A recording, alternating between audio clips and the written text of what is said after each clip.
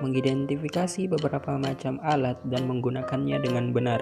Kedua, mengenalkan peralatan kesehatan dan keselamatan kerja atau K3 di laboratorium. Ketiga, mampu menggunakan peralatan K3 di laboratorium dengan baik.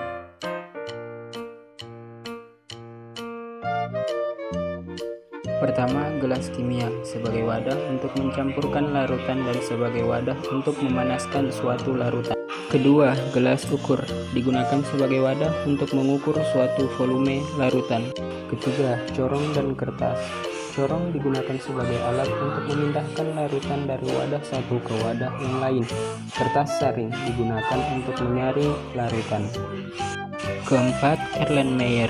Erlenmeyer digunakan sebagai wadah untuk titran pada saat titrasi dan sebagai wadah untuk filtrat pada saat penyaringan.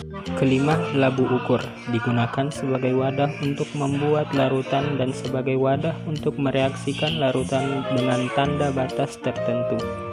6. Tabung reaksi digunakan untuk menampung reaksi kimia dalam skala medium. 7. Rak tabung reaksi digunakan untuk menyimpan tabung reaksi.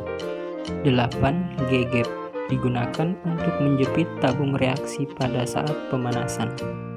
9. Plat tetes digunakan untuk menyimpan cairan yang diteteskan. 10. Gelas arloji digunakan untuk menimbang suatu bahan kimia dan penutup gelas kimia pada saat penguapan. 11. Batang pengaduk digunakan untuk mengaduk larutan. 12. Spatula digunakan untuk mengambil bahan kimia yang berupa padatan maupun kristal. 13. Termometer digunakan untuk mengukur suhu suatu larutan.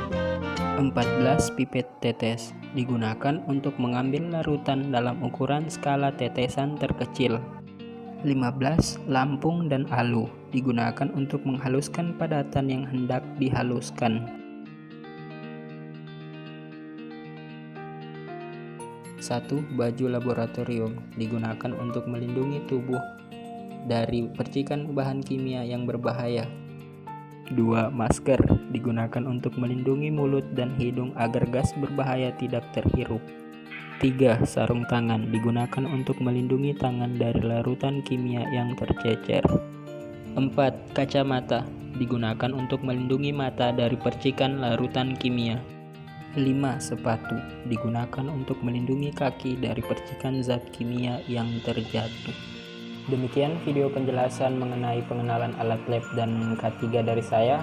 Lebih dan kurangnya saya mohon maaf. Wabillahi taufiq wal hidayah. Wassalamualaikum warahmatullahi wabarakatuh.